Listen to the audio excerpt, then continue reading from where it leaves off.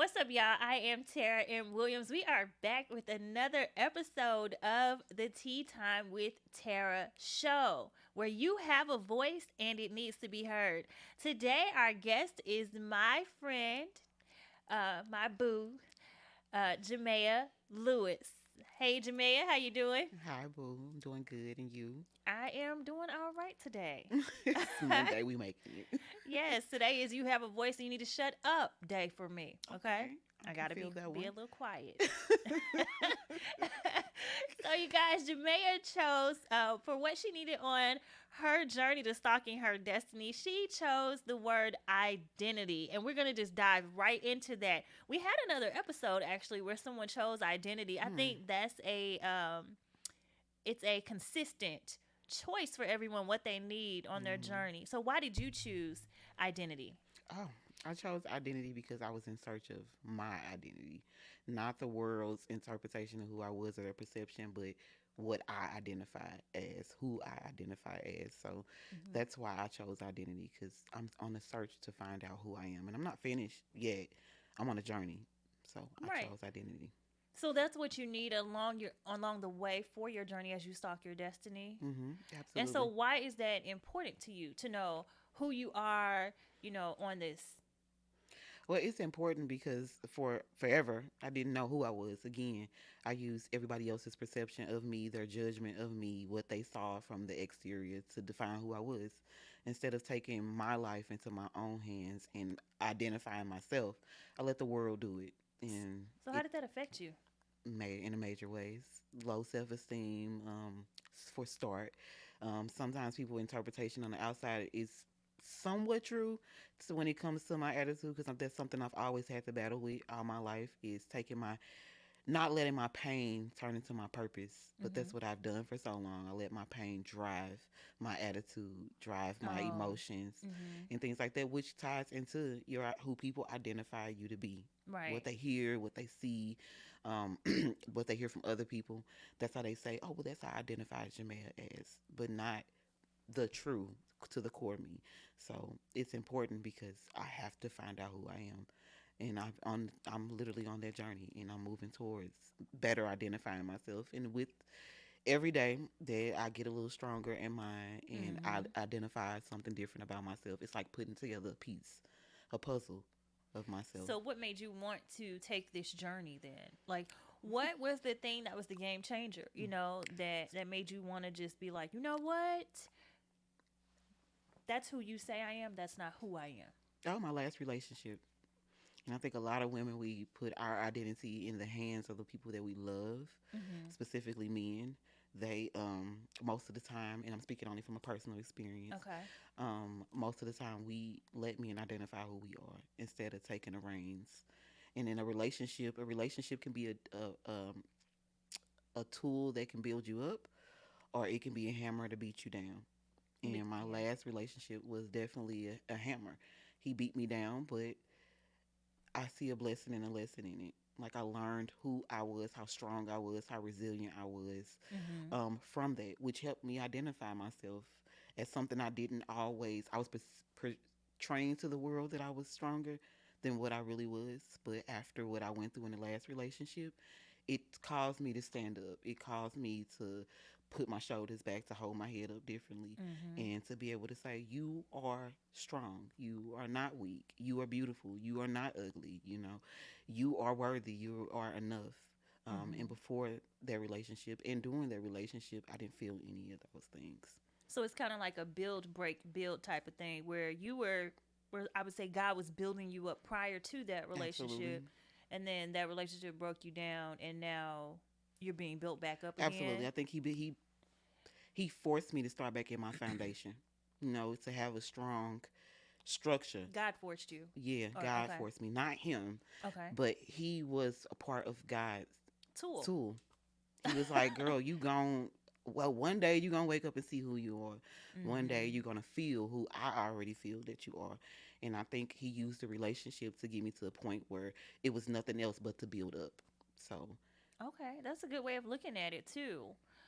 So you guys that are watching, what is something that maybe you've been through where you felt like you were at rock bottom that caused you to get up again. It caused you to rise up again. A lot of people talk about like the phoenix rising from the Mm-hmm. ashes and things like that. So what is the situation in your life? And you can comment below and let us know that you felt like you were at rock bottom, but it was a breaking point so that God could build you back up. Because this is, business and Bible basics. And so we don't just want to talk about stalking your destiny. We want to get to the core of it as well, and how God is a part of that with you. So comment below and let us know, some of those things. Yes, please. So, okay, I don't want to get too far into the relationship, unless it's something that you want to share. But tell us about Jamaia prior to the relationship. Oh, Jamel was really, really outspoken. I cared, but I didn't care. Mm-hmm. I know how I spoke on how I let the world define me, but I was always fighting back. So my Yeah. fight back was oh, you don't feel the strongest, but don't let them see it. So I was still strength there, but I Mm-hmm. was fighting the inner strength to be coming from the inside and coming outward. And I prior to the relationship, I feel like I had more of the strength that I I know you're thought was trying not to cry. appealing. I'm Yes. sorry. I know, y'all. She's trying her best mm, not to cry. Okay, but if we cry, yes. just don't judge Just us. bear with me.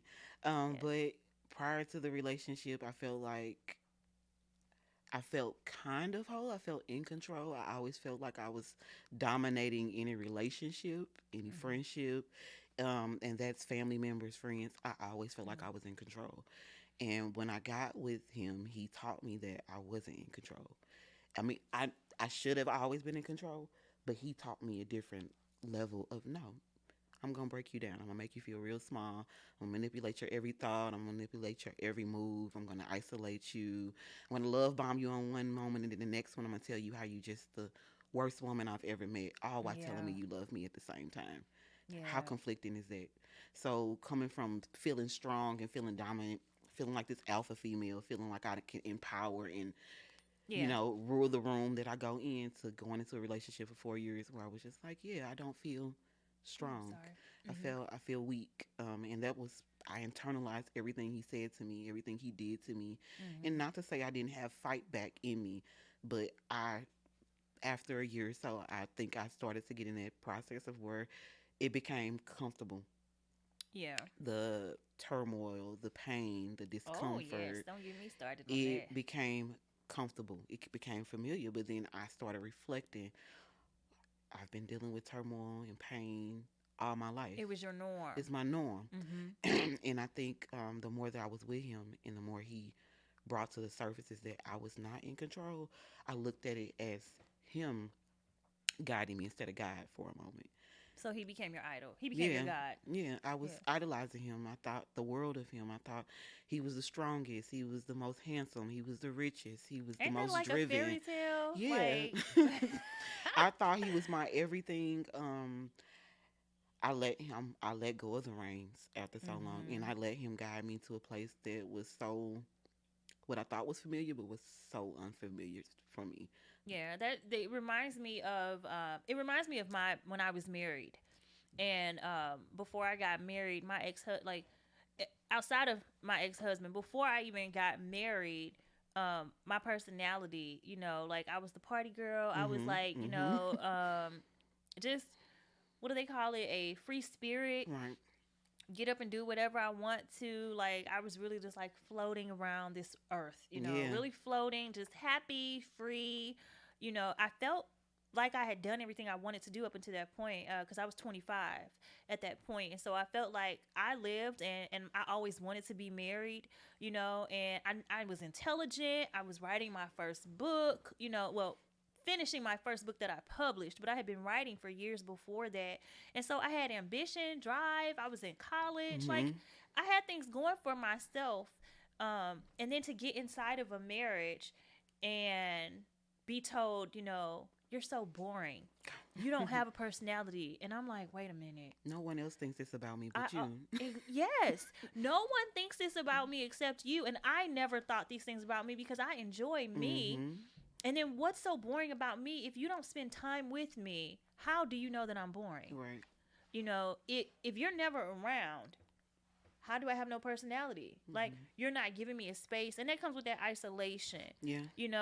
And what we're talking about something else, you all too. We are underneath the surface of this identity thing. What we're talking about is for the for now, I'm just gonna call them spiritual vampires. Okay, we're just gonna call them spiritual vampires. Okay, people that cling to you and then want to take and absorb everything that you have, and then they want to tell you that you have nothing because Yep.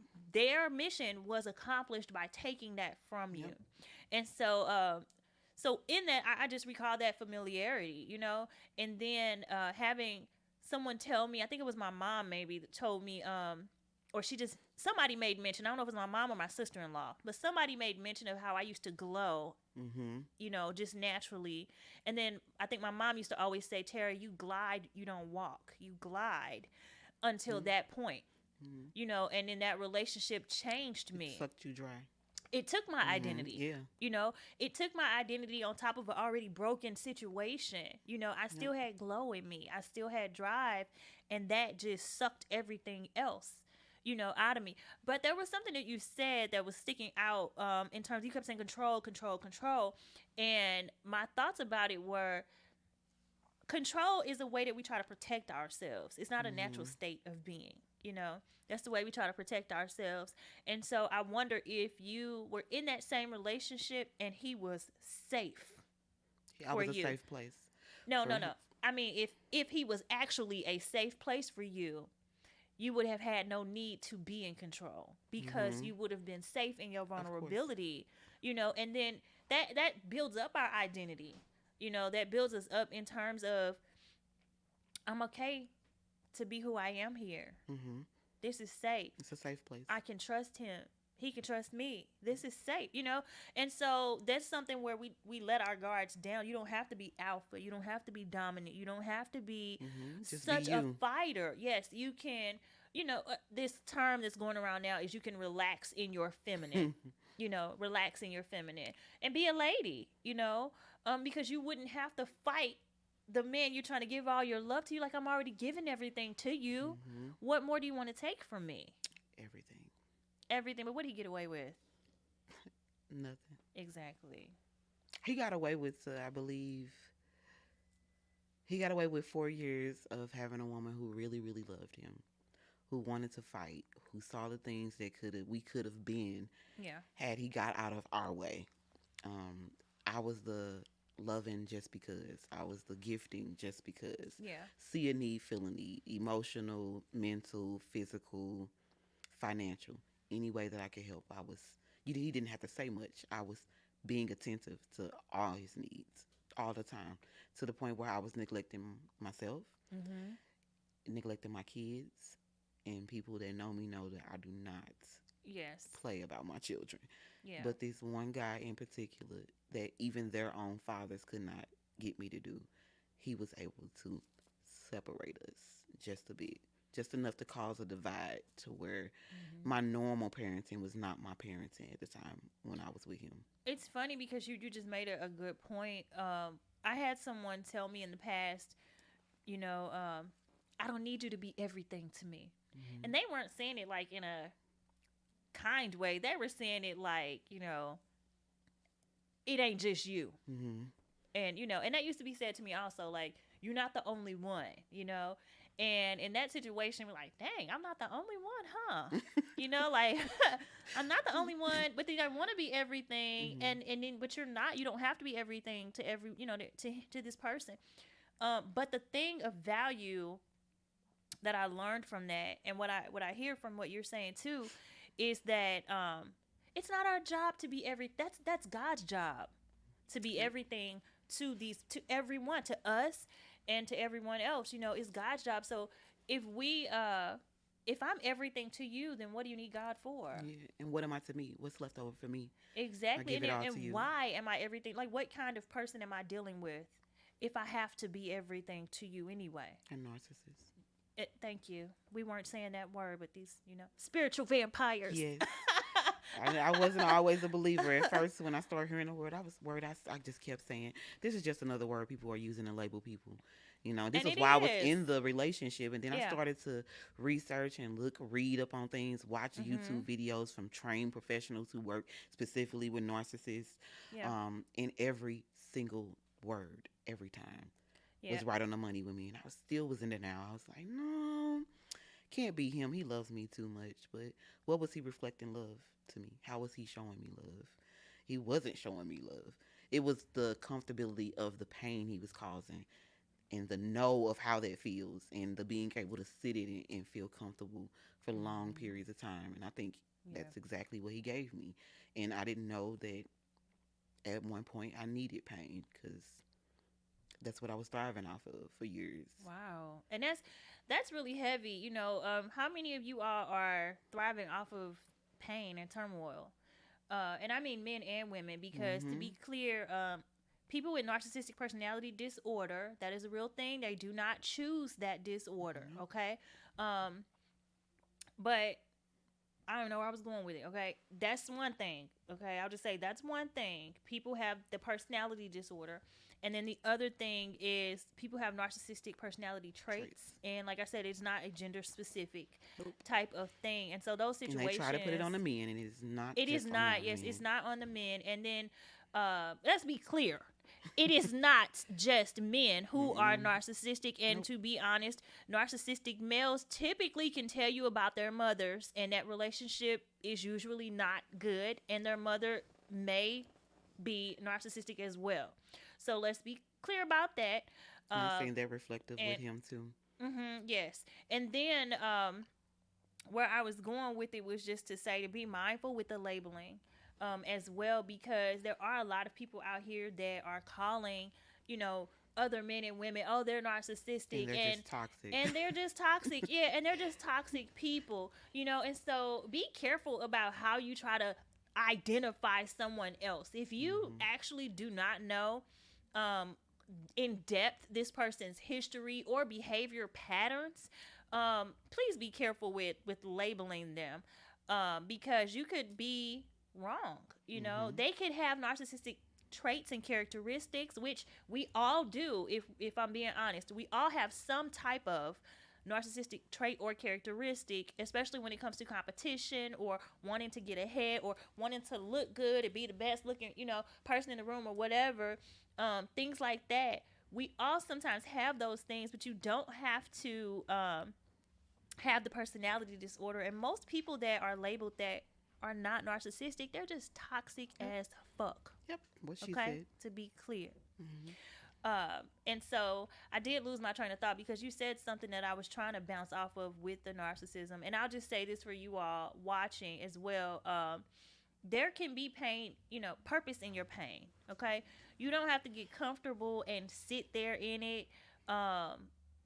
We get caught up in it, Mm-hmm. and we get used to it, and we get Get the stuck. isolation and all that stuff, Mm-hmm. and so we don't have to stay there. I wish I knew what I was going to say, because you made a very good point, and I was gonna piggyback off of it. Um, and it mentioned the narcissism, but now I got triggered to something It's else. okay. We You rolling. know, We talking about so everything. just with the outside of the narcissist, because what I'm not going to do is allow either one of us to allow that one particular relationship. That relationship doesn't define me. I've been Mm-hmm. divorced longer than I was married now, and so it's not even something that I'm like, and that's not a platform for me. Mm-hmm. Mental health is a platform for me, Yep. making people aware of how much love you can give. And that was something that changed, Mm-hmm.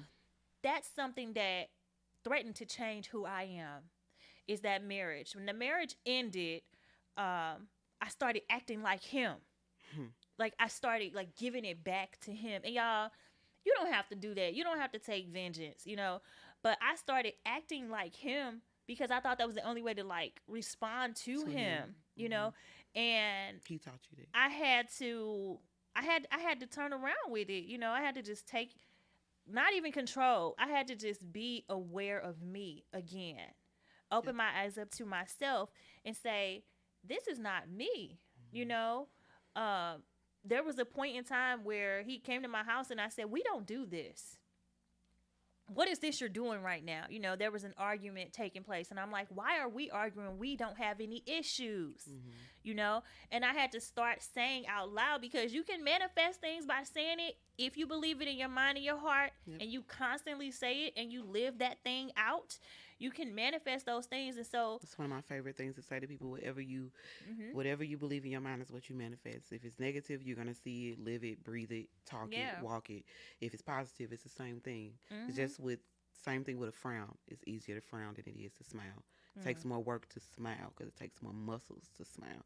So it's the wow, same thing with positivity. You got to mm, work a little harder to do it because it's yeah, easy to go wrong. It's set up for us to do yeah. wrong. So we have to put forth a little more effort. Yeah, and I mean, the Bible tells us too that, first of all, cast out our thoughts. It tells us to think on these things, that the good things that be pure, and also it tells us, as a man thinks in his heart, so is he. Mm-hmm. You don't say as a man thinks in his mind. It says as a man thinks in his heart, so is he. Because as the mind thinks, the body follows Yep. anyway. And so with that, I had to just constantly let him know, like, we co-parent in love. We co-parent in love. And people used to think I was crazy for that. Like, you love your ex-husband. Yes, I do. Mm-hmm. I love my ex-husband. My ex-husband loves me. And I had to learn that it's okay for me to be in that position of love. Where people want you to hate your ex because they're your ex. I Mm-hmm. hate what the person did to Did to me. me, but I I don't hate hate the that person. situation. Mm-hmm. While it was happening, I hated that. And I hate sometimes the way that he behaves now. I hate sometimes the way that I respond now. But I can choose to still pick love. That's my choice. Mm-hmm. For my identity, that expresses who I am. And so I think that people don't get how much power they have in just making that choice to be true to Mm-hmm. themselves. You have the choice to be true to yourself. So outside of this relationship, ma'am, because I had to ask someone before. Someone they only talked about this one topic before, just in a regular conversation. But this topic comes up every time they say anything about themselves. And I had to ask them, how long did that situation last in your life? It was a very short time, maybe 2-3 years that situation lasted. I said, why is that the bulk of your life story? Maybe it was the most painful.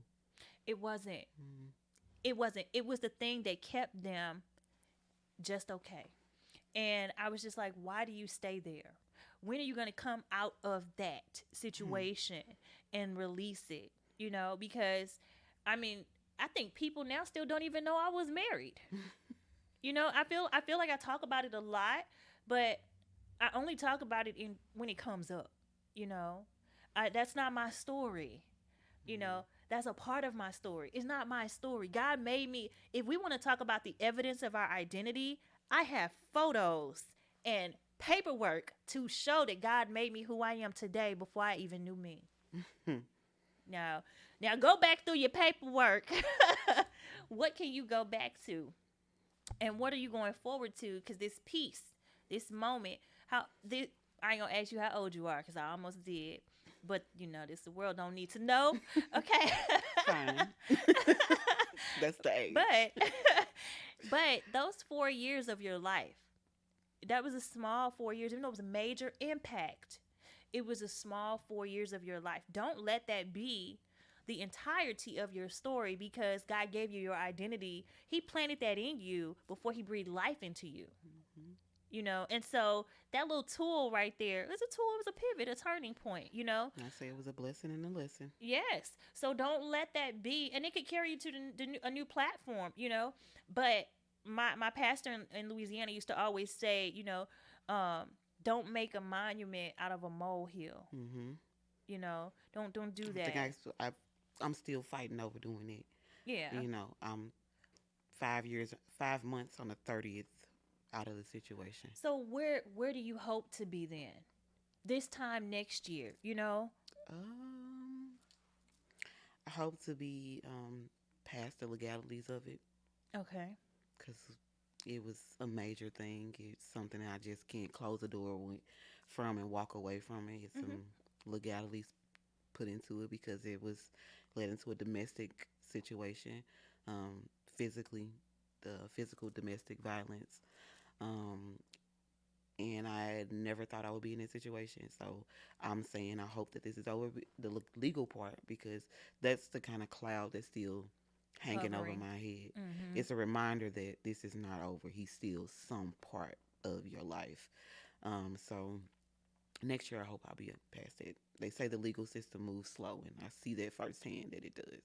Yeah, but God moves now. Yeah, he's So, moving. He's moving mountains, but yeah. I still have the residue and the remnants of him And you want still, that and I gone. want it gone. So I'm praying for that to come and go. So, where identity wise, okay? So, you were you before. Listen, I knew you before him. And I'm saying, y'all, for the, I knew her before this situation. And so, the woman that I knew prior to this situation is still a spitfire by herself. She's still a powerhouse by herself, okay? Um, and I witnessed the breaking. You know, I witnessed those things. But what I can say about it too is that the remnants of who you are were there even when she was beating people up in school, y'all.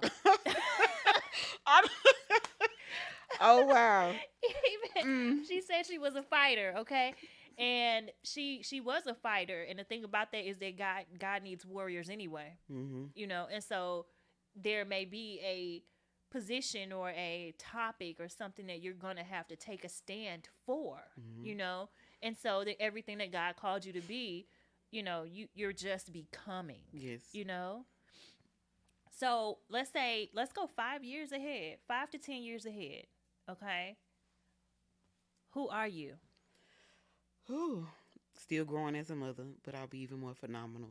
They're gonna be Um, grown. one of them will not be grown Yeah, in one of five them won't be years, but I'll still have to be a mother, and I think mothering and parenting never stops. grown. Hmm. So you can always grow as a parent. I know I'll be an even stronger mother in 5 years.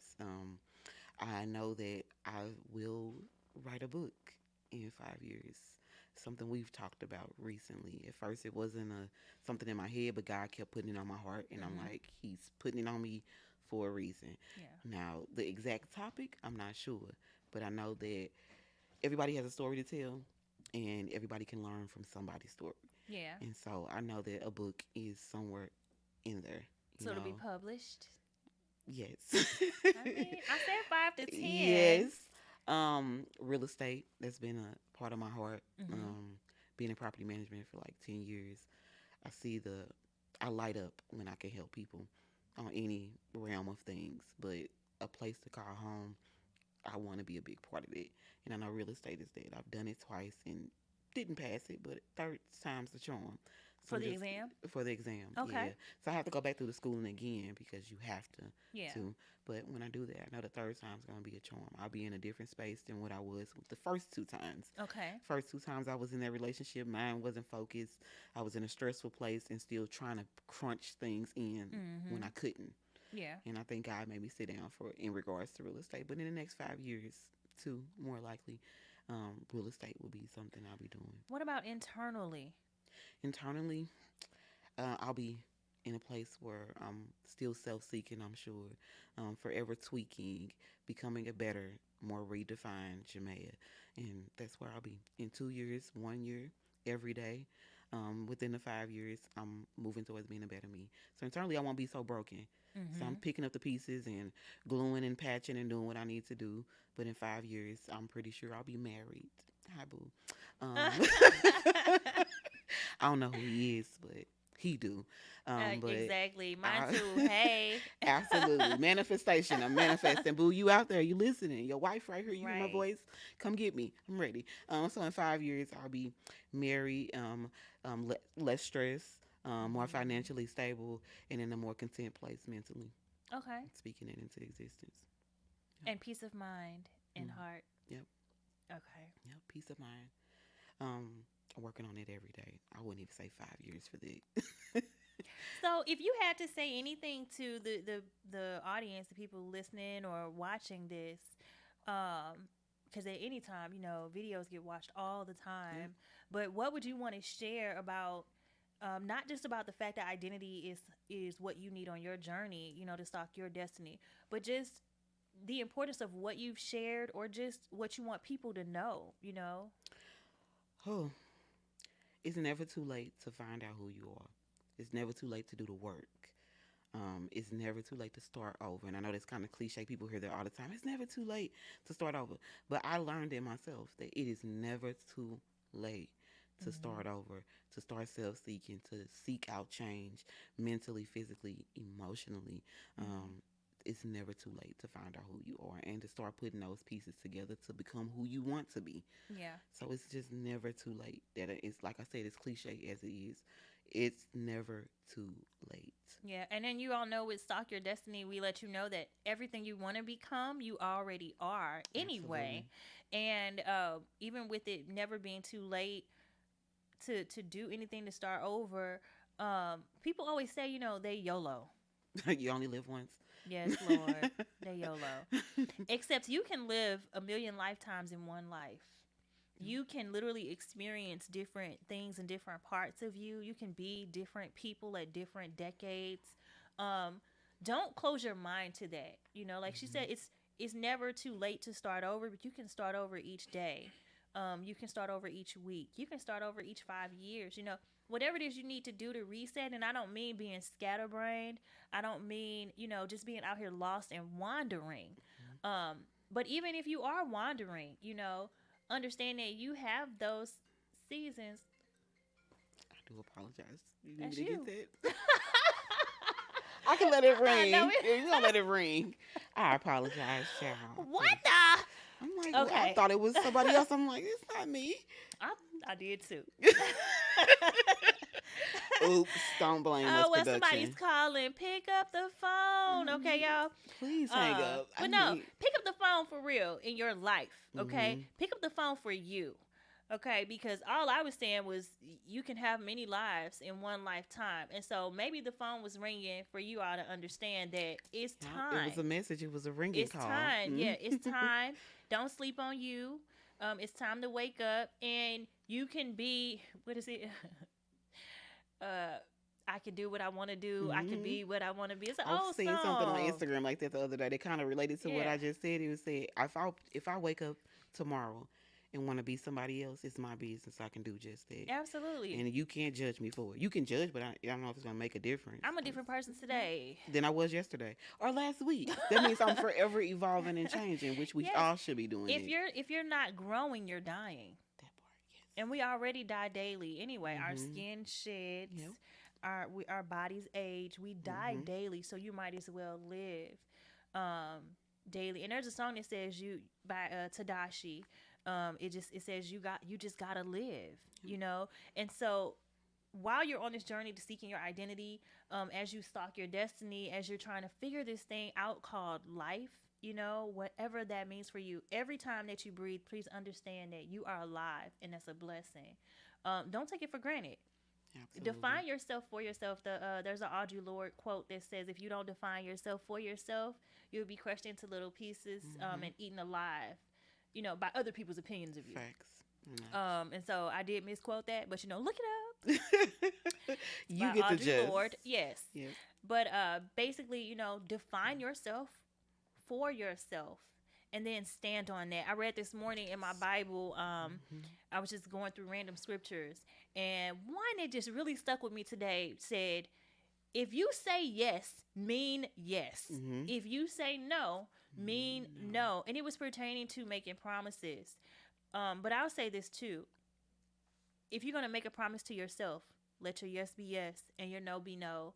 Boundaries are very important when you're Oof. stalking your destiny. Boundaries Mhm. are very important when you're identifying who you are, heart, mind, body, and soul. So be careful about that. Be intentional about it, Oh you yes. guys. Mhm. Any final words before I wrap it up, Jamea? No, y'all were great. I was happy that I didn't cry, so I was Good. happy. But I am happy that I was able to speak. I hope I'm touching somebody out there, Yeah. even if it's one person. Even if you spread it to three other people, Yeah. just wanting to touch somebody. Just because Yeah. I think identity is such we're in a crisis because We are social in a media crisis. is telling us that we should look, walk, talk, dress, live in certain houses, drive certain cars to be accepted, and it's not reality. Right. Yeah. So Definitely. I think our identity is at war as well.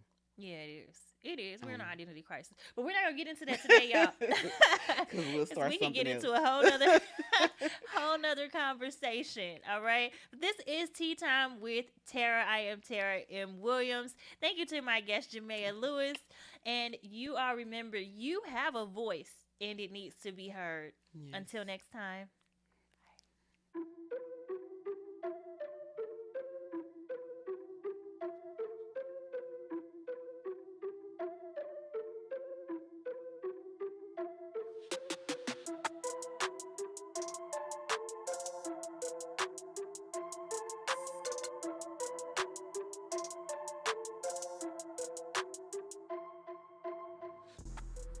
Put things in their proper place.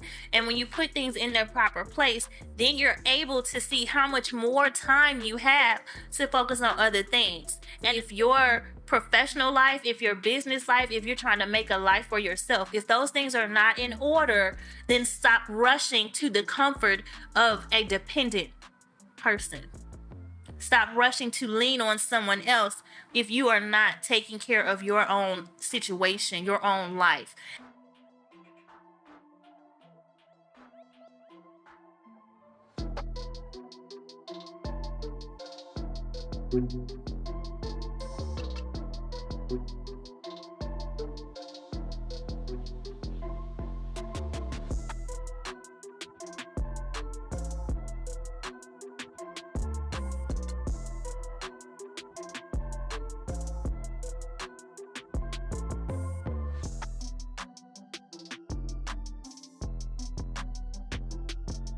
And that's a really, really big distraction because we all want and need the social connection in terms of another person, in terms of love and endearment, those types of things, companionship.